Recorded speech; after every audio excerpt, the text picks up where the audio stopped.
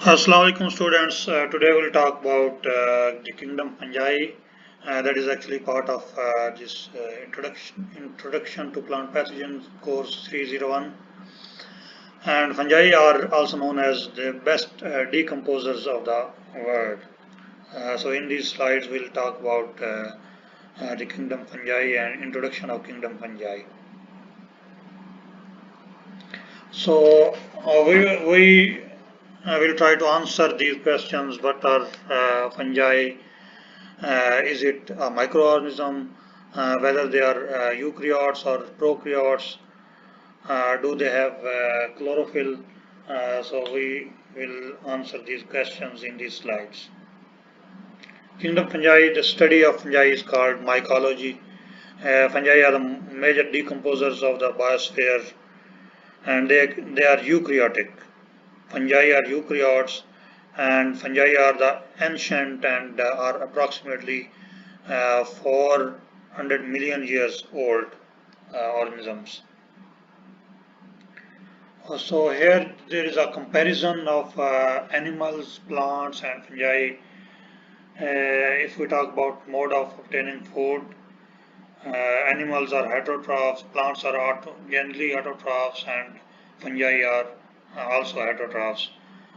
This means animals and fungi cannot make their own food, and they are dependent on the mainly on the plants and other organisms. If we talk about the chloroplast, of course, these are present in the plants but not present in animals and fungi, because the organism having chloroplast or chlorophyll, they have the ability to produce their own food and they are considered as autotrophs. What is the main components of cell wall? In animal, cell wall is lacking, and in plants, cellulose and lignin are present, are the main constituent of the cell walls, while in fungi, chitin, glucans and cellulose, sometimes cellulose is present in the fungi-like organisms like oomycetes. But mainly in the cell wall of fungi, chitin is present, and sometimes glucans are present, and very rarely cellulose is present. What are the main sterols in the cell membrane? In case of animals, that is cholesterol. In case of plants, that is phytosterols. And in case of fungi, these are ergosterols. Similarly, how these organisms store their food. In animals, animals store their food in the form of glycogen. Plants store their food in the form of starch, and fungi also store their food in the form of glycogen. Chromosome number in the thallus. In animals, that is diploid, and in plants, that is haploid, diploid or polyploid. In case of fungi, that is haploid, diploid or dikaryotic. Alternation of generation is present in plants and fungi but not present in the animals. Specialized vascular tissues for transport are present in animals and plants but not present in the fungi, because mainly transports takes place through the absorption.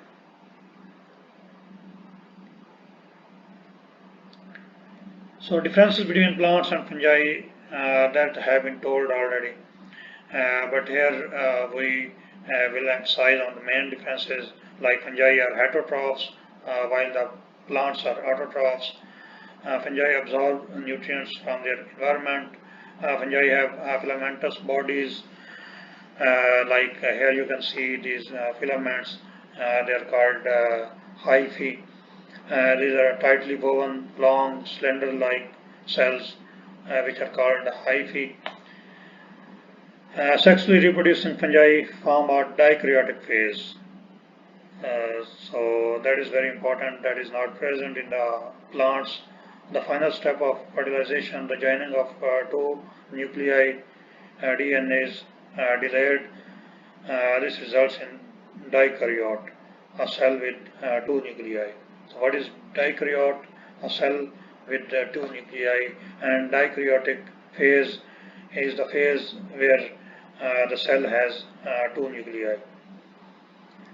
Fungi cells contain chitin that is not present in the plants. Chitin is the same polysaccharide found in the insects and arthropods as well. So there are some facts about the fungi. Fungi are neither plants nor animals. There are three main categories of fungi if we look at the fungi physically. So these are mushrooms, molds, and yeasts. These are opportunistic pathogens of plants and animals. Some of them are symbiotic as well. So we'll talk about in detail what are symbiotic and symbiosis. So these fungi have a promising impact in the biotechnology, and they also produce these dangerous mycotoxins which are injurious for the plants and animals. For example, in human being, they cause several diseases. Some of them are dermatomycosis, aspergillosis, and athlete's foot. So fungi are external heterotrophs. Whether they are parasites, saprophytes, or saprobes, or they are symbiotic. So what are parasites? Parasites are the organisms that derive their food from the living host organisms. Saprobes or saprophytes are the organisms that obtain their carbon source or food from the byproducts of the organisms or dead organisms. Mainly, if we say that saprobes feed on the dead organic matter or dead organism, that will be in a more correct form. Symbiosis, this term refers to the living together. Sym means together, biosis means living. So that term is refer to the living together of different species of the organisms. The best example is the lichen. A lichen is a symbiotic relationship between a fungi and a green algae. So that was all about regarding the introduction of fungi in 301. I hope you like this video. Thank you very much. And the next slides will talk about the structure of fungi.